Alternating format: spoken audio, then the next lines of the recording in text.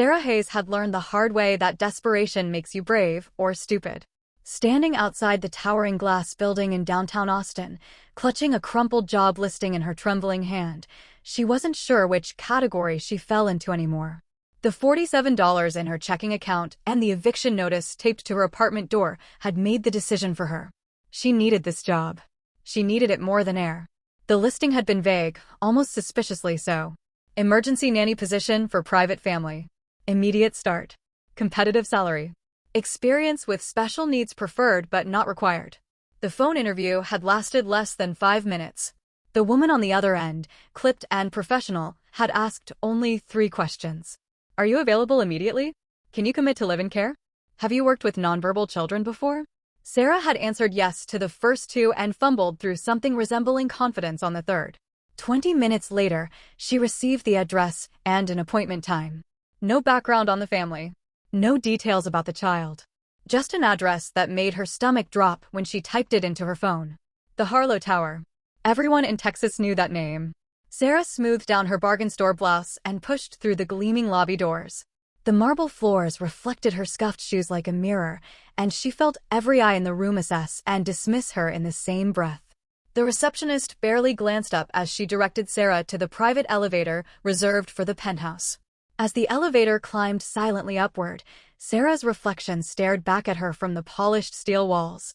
20 years old, dark circles under her eyes from double shifts at the diner, hair pulled back in a simple ponytail because she couldn't afford a decent haircut. She looked exactly like what she was. Broke. Desperate. Out of options. The elevator doors opened directly into the penthouse, and Sarah stepped into a world so far removed from her own it felt like a different planet. Floor-to-ceiling windows overlooked the Austin skyline. The furniture was sleek and modern, all sharp angles and muted colors.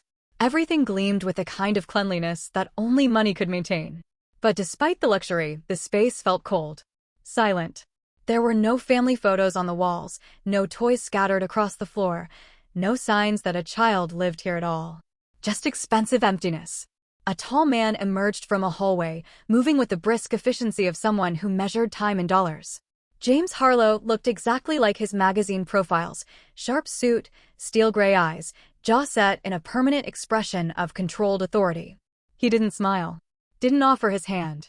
Just gestured toward a rigid leather sofa and sat across from her like this was a board meeting, not a conversation about his daughter. He spoke in the same clipped tone as the woman on the phone, explaining the position with clinical detachment. His daughter Emma was 7 years old. She had been in an accident 4 years ago. Severe trauma. Doctors classified her condition as nonverbal with significant developmental delays. She required full-time care, feeding assistance, mobility support, constant supervision. The previous 5 nannies had quit. Some lasted a week. One made it 3. He needed someone who wouldn't quit. Someone who understood this was a job, not a charity case. Sarah listened carefully, her hands folded in her lap to keep them from shaking. $3,000 a week. The number felt unreal. That was more than she made in 2 months at the diner. Enough to keep her own son Tyler in daycare, pay off the eviction, maybe even save a little. But something about the way James spoke made her uneasy.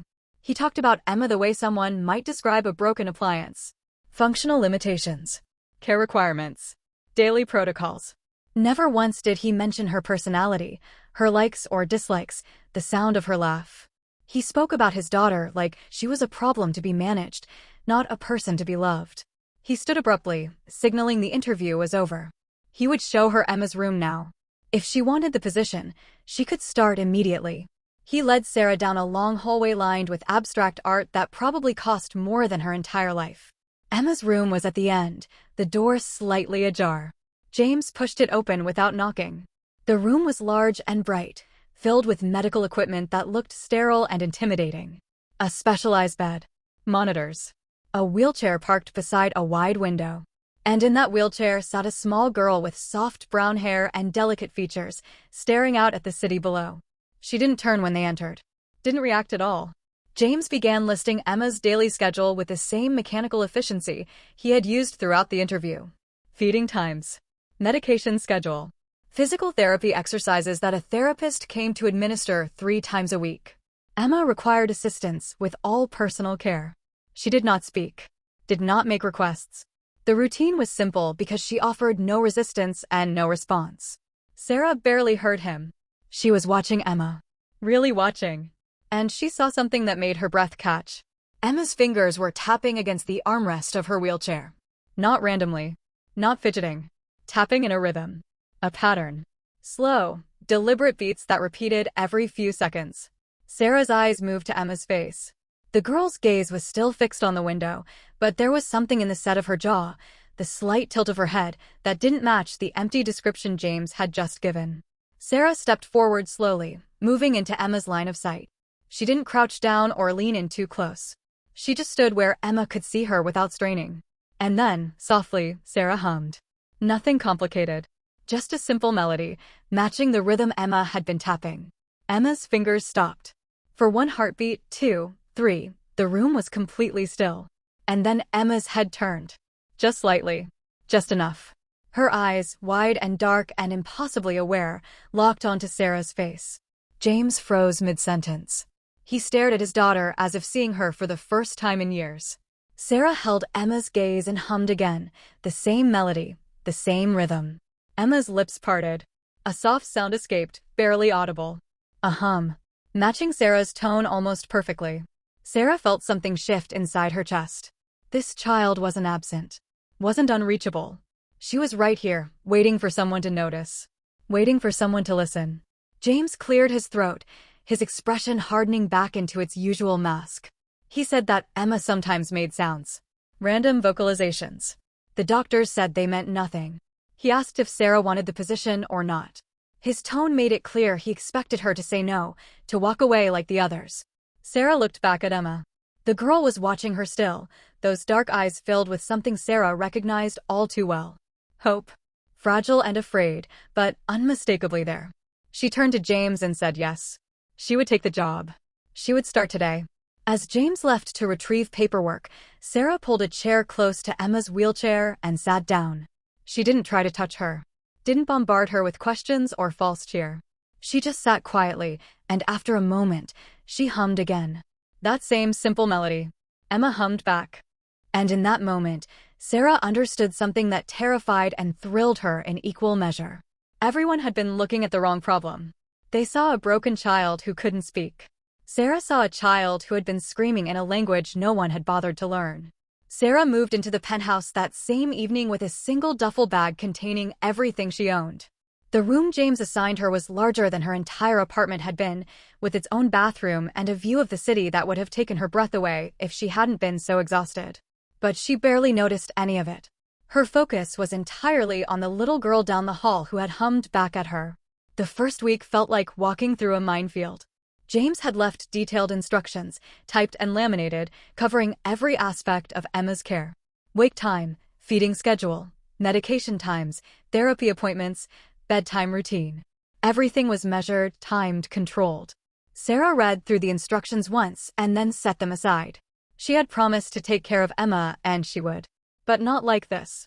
Not like Emma was a machine that needed maintenance. On the second morning, Sarah wheeled Emma into the living room and turned on music instead of the television. Nothing clinical or therapeutic. Just soft piano melodies that filled the silent penthouse with something resembling warmth. Emma's head tilted toward the sound immediately. Sarah watched as the girl's fingers began that same tapping rhythm against her wheelchair, following the beat with surprising accuracy. Sarah sat on the floor beside the wheelchair and began clapping her hands to the rhythm. 1, 2, 3, 4. Emma's tapping adjusted, matching Sarah's claps perfectly. James came home that evening to find them sitting together, Sarah humming and clapping while Emma tapped and made soft sounds that almost resembled humming. He stood in the doorway, briefcase in hand, staring at the scene with an expression Sarah couldn't read. Then he asked, in that cold, clipped tone, what she thought she was doing. Sarah explained that she was engaging with Emma, building communication through rhythm and sound. James's jaw tightened. He reminded her that 5 therapists, each with advanced degrees and years of experience, had tried similar approaches. They all failed. Emma's vocalizations were random. Meaningless. He didn't want Sarah wasting time on methods that wouldn't work, and more importantly, he didn't want her giving him false hope. Sarah bit back the response that rose to her lips. Instead, she simply nodded and said she understood. But when James left for work the next morning, she turned the music back on. By the end of the second week, Sarah had begun to see patterns that others had missed. Emma's sounds weren't random at all. When Sarah played upbeat music, Emma's hums were higher, brighter, almost cheerful. When the music was slow and melancholic, Emma's sounds dropped lower, matching the mood perfectly. She wasn't just making noise. She was responding, communicating. Sarah started testing the theory deliberately. She would hum a happy tune and watch Emma's face. The corners of the girl's mouth would lift slightly, and her responding hum would rise. She would hum something sad, and Emma's expression would shift, her sounds becoming softer, more subdued. Sarah began recording Emma's sounds on her phone, playing them back, studying the patterns like they were a language she was trying to decode. Because that's exactly what they were. Emma had been trying to speak all along. Not in words, but in melodies, rhythms, emotional tones. She had been screaming for someone to hear her, and everyone had been too busy looking at medical charts to listen. The breakthrough came in the third week. Sarah had created a simple system. She would ask Emma a question, then hum two different tones. A bright, rising hum meant yes. A low, falling hum meant no. She started with something basic. Sarah asked if Emma was comfortable. She hummed the yes tone, then the no tone. Emma, without hesitation, hummed the yes tone back. Sarah's heart nearly stopped. She tried again. Are you hungry? Emma hummed yes. Are you tired? Emma hummed no. Are you happy? A pause, and then Emma hummed a tone that wavered between yes and no, something uncertain and heartbreakingly honest. Sarah wanted to cry, to scream, to run through the penthouse shouting that Emma could communicate, that she had been communicating all along. But she forced herself to stay calm. Emma needed consistency, not chaos. So Sarah kept testing, kept asking questions, kept teaching Emma that someone was finally listening. James came home early that Friday. Sarah didn't hear him enter. She was too focused on Emma, asking her questions while Emma hummed her answers, the two of them locked in a conversation that had taken weeks to build. Sarah asked if Emma liked music. A bright, emphatic yes. Did she like being alone? A low, sad no. Did she miss her father? The longest pause yet, and then a hum so achingly sad it made Sarah's throat tighten. James's briefcase hit the floor with a sharp crack that made them both jump. Sarah turned to find him standing in the doorway, his face pale, his eyes wide and locked on Emma. He asked what they were doing. His voice shook in a way Sarah had never heard before. Sarah explained as calmly as she could. Emma was communicating. She had been trying to communicate for years. She just needed someone to learn her language instead of forcing her to learn theirs. James shook his head, stepping back as if physically retreating from the idea. He said it wasn't possible. The doctors had said, the therapists had confirmed, Emma's condition meant she couldn't understand complex communication. These were just sounds. Coincidence. Conditioning. Sarah met his eyes and said quietly that he was wrong. Emma understood everything. She always had. She just couldn't make herself understood until now. James looked at his daughter. Really looked at her.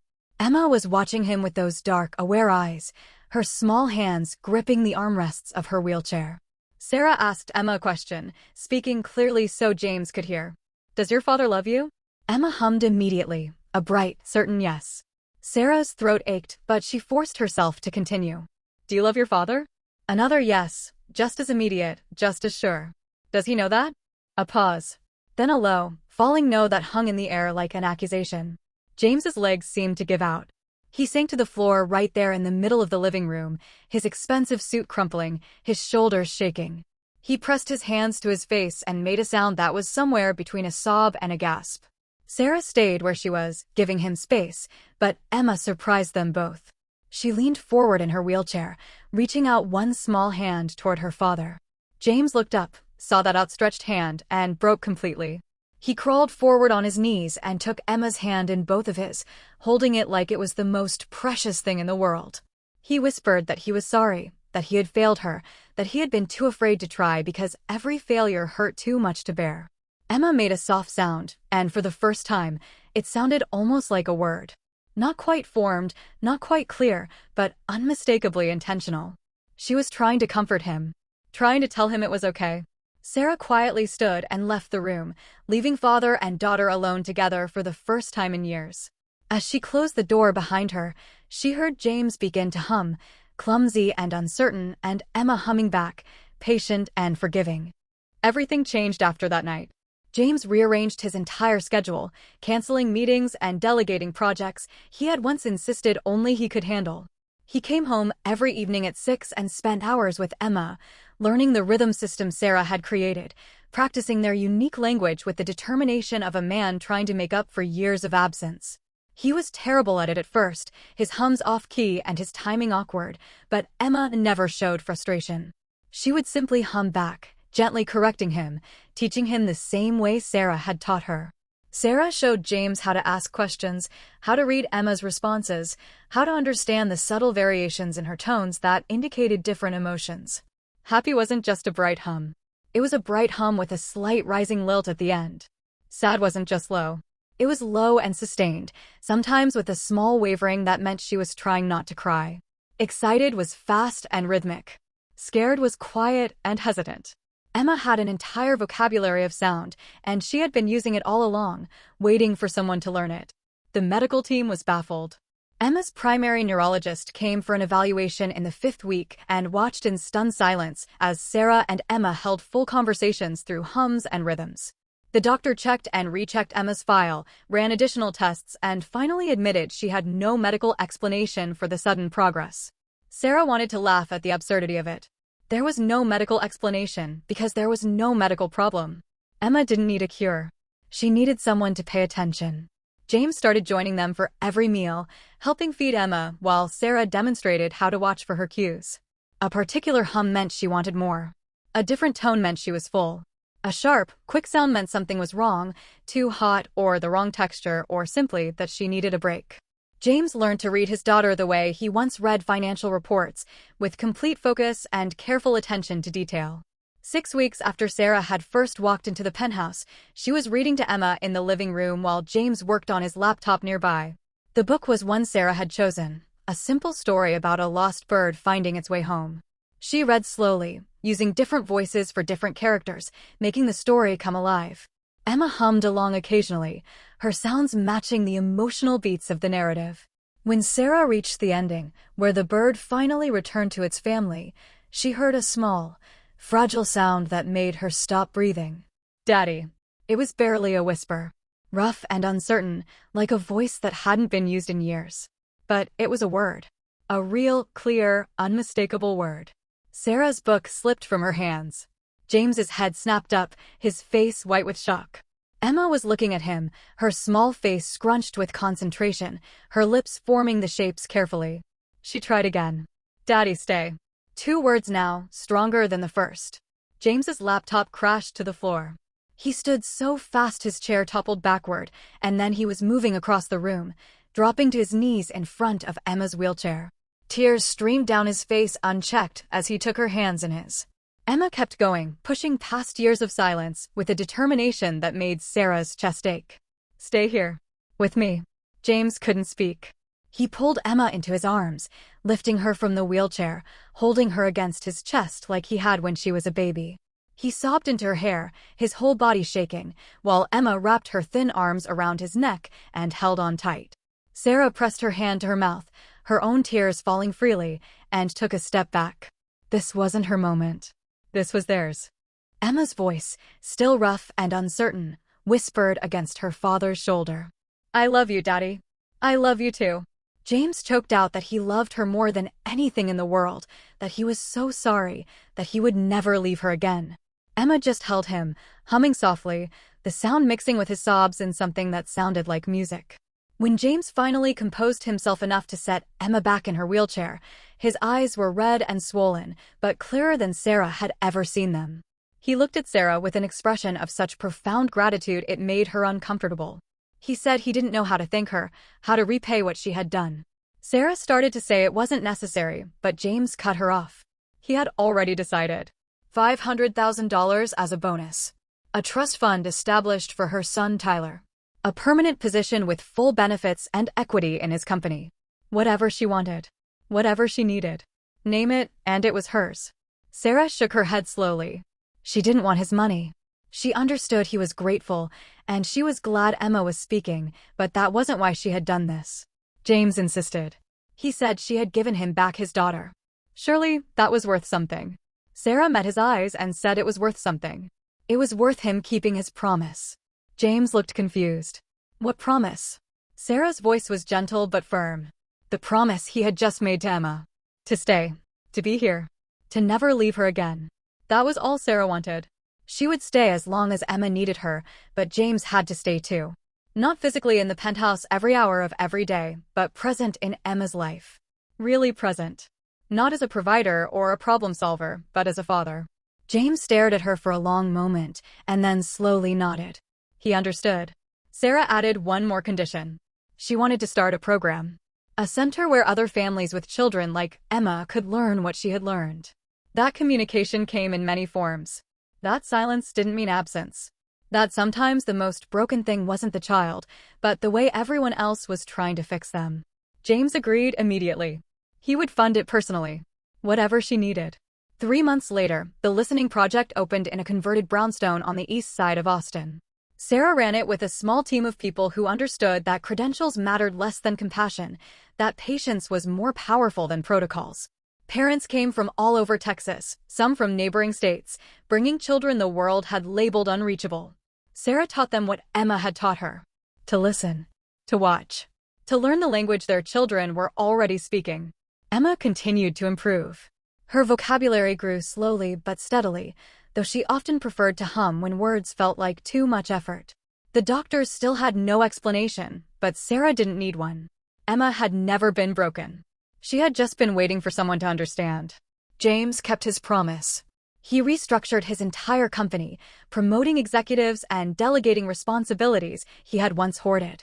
He was home every evening by 6. He learned to cook Emma's favorite meals, practiced reading her bedtime stories with the same intensity he once gave board meetings, and never, not once, treated her like a problem to be solved. On a warm Saturday morning in April, Sarah watched from the porch of the Listening Project as James and Emma sat together in the small garden behind the building. James was teaching Emma a new song on a small keyboard he had bought for her. She was laughing, the sound still rough and unpracticed, but genuine and bright. Her fingers moved across the keys, making up melodies that made no musical sense, but somehow sounded exactly right. Sarah's own son Tyler played nearby, building towers from blocks and knocking them down with gleeful abandon. He was thriving too, enrolled in a good school, making friends, no longer worried that his mother might disappear at any moment. Sarah had saved enough to move them into a real apartment, small but clean and theirs. Someone asked Sarah once if she thought what happened with Emma was a miracle. Sarah had considered the question carefully before answering. She supposed some people might call it that. But miracles implied something impossible, something that defied explanation. What happened with Emma wasn't impossible. It wasn't even that complicated. Emma had been speaking all along. She had just needed someone brave enough to listen. And sometimes, Sarah realized, that was the hardest miracle of all. Not healing someone who was broken, but recognizing they were never broken to begin with.